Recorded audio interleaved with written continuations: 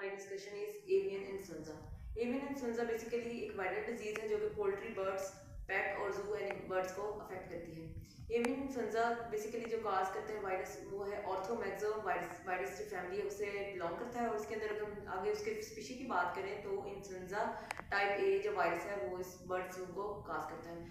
अगर हम avian influenza की बात करें तो अगर इसको हम कॉमन लैंग्वेज में अगर इसको बात करें तो इसको कहते हैं बर्ड फ्लू। ये काफ़ी काफ़ी डिजीज़ रही है कि जिसने काफ़ी ज़्यादा पोल्ट्री बर्ड्स को अफेक्ट किया है और इस डिजीज़ की वजह से काफ़ी पोल्ट्री फार्म्स का जो बिजनेस है उसको अफेक्ट हुआ है और इससे क्या हुआ है कि काफ़ी बर्ड्स की डेथ हुई है।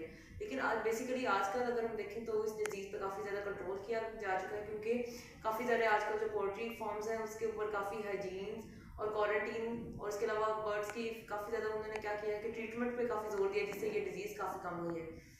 और अगर हम इस डिजीज़ की बात करें कि ये डिजीज़ जो है बर्ड्स के अंदर किस तरह आती है और इसकी ट्रांसमिशन कैसे होती है। अगर हम ट्रांसमिशन की बात करें तो बेसिकली दो तरह की ट्रांसमिशन होती है, एक होती है वर्टिकल और एक होती है हॉरिजॉन्टल। हॉरिजॉन्टल की अगर हम बात करें तो इससे क्या होता है कि एनिमल्स के अंदर डायरेक्ट और इनडायरेक्ट कॉन्टैक्ट के जरिए भी ये डिजीज़ हो सकती है।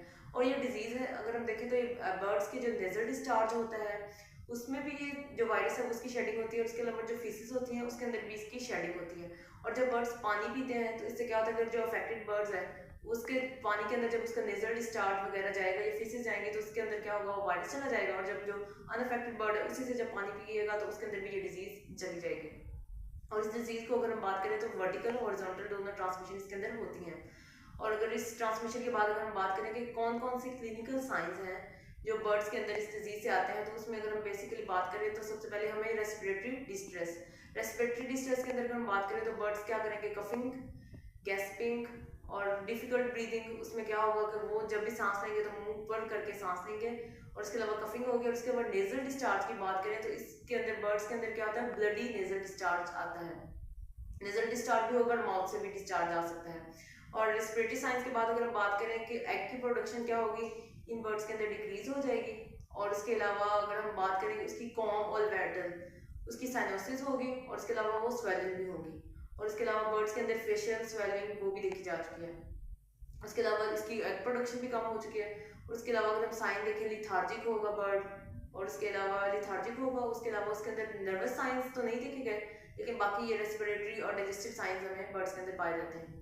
अगर हम क्लिनिकल साइंस के बाद अगर हम बात करें तो इसकी डायग्नोसिस की अगर हम बात करें कि इस डिजीज वायरल डिजीज को हम कैसे डायग्नोज कर सकते हैं, इसके लिए हम क्या करते हैं कि बेसिकली बर्ड्स के जो नेजल डिस्चार्ज होगा और माउथ से डिस्चार्ज होगा उसको किसी भी स्वैब के जरिए उस डिस्चार्ज को हम लेंगे, उसकी क्या करेंगे उसको कल्चर करेंगे। अगर हम देखेंगे वायरस की कल्चरिंग की अगर हम बात करेंगे तो इसके अंदर क्या करेंगे, वायरस को लेके उसको चिक का जो एम्ब्रियो होगा उसके अंदर इसको इनोकुलेट करेंगे। तो इस तरह हम सबसे पहले वायरस को उसके ऊपर कल्चर करेंगे, उसके बाद उस मटेरियल को लेकर हम उसका क्या करेंगे उसके ऊपर पीसीआर रन करेंगे। तो इससे हमें पता चलेगा कि कौन सा वायरस इसको बर्ड्स को अफेक्ट कर रहा है। वायरस के अलावा इसके अलावा हम कुछ इलाजा भी कर सकते हैं, इलाजा से भी हम पता लगा सकते हैं कि वायरस कौन सा है उसका कौन सा स्ट्रेन इसको अफेक्ट कर सकते हैं। और बेसिकली हम अगर इसकी बात करें तो इसके दो तरह की इसके अंदर स्ट्रेन्स पाए जाते हैं, एक होता है avian influenza of low pathogenicity और दूसरा क्या है avian influenza of high pathogenicity. और अगर हम इसकी बात करें जो लो पैथोजेनिसिटी वाला जो स्ट्रेन है उसमें क्या होगा, सब क्लिनिकल इन्फेक्शन होगा बेसिकली और उसके अंदर बर्ड्स के अंदर एग की प्रोडक्शन कम होगी लेकिन उसके अंदर मोर्टेलिटी रेट बहुत कम है। उसके अलावा अगर हम दूसरे स्ट्रेन की बात करें जो कि हाई पैथोजेनिसिटी का है उसमें क्या होगा, एक तो जो हमें साइंस मिलेंगे उसमें वो साइनोसिस होगी, कॉम और वेटल की फेशियल स्वेलिंग भी इसके अंदर हमें देखी जाएगी, ये सारे जो और उसके अलावा हेमरेजेस भी उसके शैंक रीजन पे हमें नजर आएंगे और इसके अंदर इसका मोर्टेलिटी रेट काफ़ी ज़्यादा है। तो बेसिकली ये दो स्ट्रेन्स हो गए। उसके बाद अगर हम डायग्नोसिस की बात करें उसके अलावा अगर हम दूसरी डायग्नोसिस के मेथड को यूज़ करें तो इलाइजा पीसीआर इससे भी हम इसको डायग्नोस कर सकते हैं। डायग्नोसिस के बाद अगर हम इसके डिफरेंशियल डायग्नोसिस की बात करें कि और कौन कौन सी डिजीजेज हैं जिसमें बर्ड्स इस तरह के साइंस शो करता है।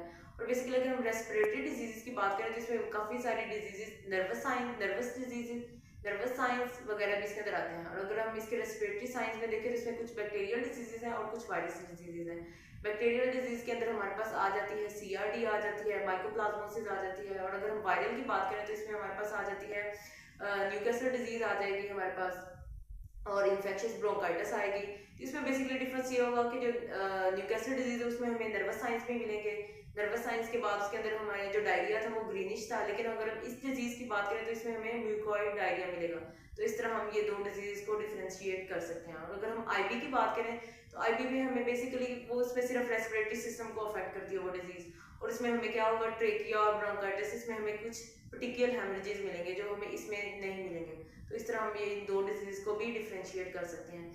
डायग्नोसिस के बाद अगर हम बात करें तो हम ट्रीटमेंट की बात करते हैं। बेसिकली ये एक तो वायरल डिजीज है, इसमें कोई स्पेसिफिक ट्रीटमेंट इसका नहीं है, लेकिन हम सपोर्टिव ट्रीटमेंट दे सकते हैं कि ताकि हम दूसरे सेकेंडरी इन्फेक्शंस को, बर्ड्स को उससे बचा सकें। तो इसमें हम बेसिकली एंटीबायोटिक्स को यूज करेंगे जिससे हम इस डिजीज को सपोर्टिव ट्रीटमेंट कर सकते हैं। लेकिन अगर एक दफा बर्ड अफेक्ट हो गए तो उसकी बेसिकली उसका एंड रिजल्ट मॉर्टेलिटी का ही है और बर्ड सर्वाइव करना मुश्किल होता है। ट्रीटमेंट के बाद अगर हम देखें कि किस तरह इस डिजीज को हम बर्ड्स के अंदर कंट्रोल और प्रिवेंट कर सकते हैं, कंट्रोल और प्रिवेंट के जरिए हम इस डिजीज को काफी ज्यादा कंट्रोल किया जाता है और काफी कंट्रोल किया जा सकता है। बेसिकली अगर कंट्रोल की बात करें तो इसमें हमारे पास क्या आएंगे कि कंट्रोल मेजर्स इसमें ये होगा कि एक अनअफेक्टेड और अनअफेक्टेड बर्ड को एक दूसरे से कैसे सेपरेट किया जाए। जब हम देखें कि हमारे बर्ड्स इस डिजीज से सफर हो रहे हैं तो इसमें हम क्या कर सकते हैं कि अनअफेक्टेड को उनसे सेपरेट कर लिया जाए। क्वारंटीन बेसिकली सबसे पहला मेजर है हमारे पास। क्वारंटीन के बाद हमारे पास कुछ हाइजेनिक मेजर्स हो सकती हैं, हाइजेनिक मेजर्स को अडॉप्ट किया जाए।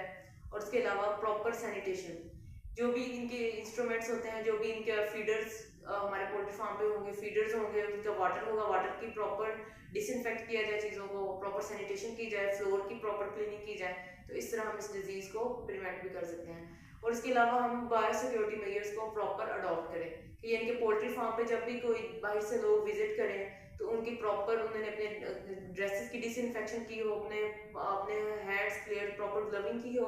तो इस तरह उनको एंटर किया जाए। बेसिकली तो बहुत कम लोगों को एंट्री दी जाए वरना इस डिजीज से हम नहीं बच सकते। और इसके अलावा बर्ड्स का जो पोल्ट्री फार्म का एरिया है उसको सही से बाहर से फेंसिंग की जाए ताकि बाहर से जो दूसरे बर्ड्स और एनिमल्स हैं, जो बाहर के माइग्रेटरी बर्ड्स हैं, उनकी ट्रांसपोर्ट को भी रोका जा सके। तो इससे भी हम इस डिजीज को प्रिवेंट कर सकते हैं और इसकी डिजीज और इस तरह हम इस डिजीज को कंट्रोल और प्रिवेंट कर सकते हैं।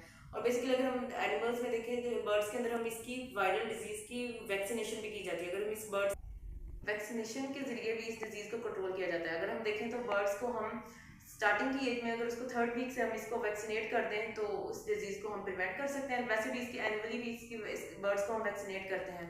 और अगर हम प्रॉपर इन मेजर्स को अडॉप्ट करें तो हम अपने बर्ड्स को, अपने पोल्ट्री फार्म को इस वायरल डिजीज से हम बचा सकते हैं और अपने बर्ड्स के अंदर जो मोर्टेलिटी रेट है उनको कम कर सकते हैं। तो इस तरह हम इस डिजीज को प्रिवेंट करते हैं। Thank you.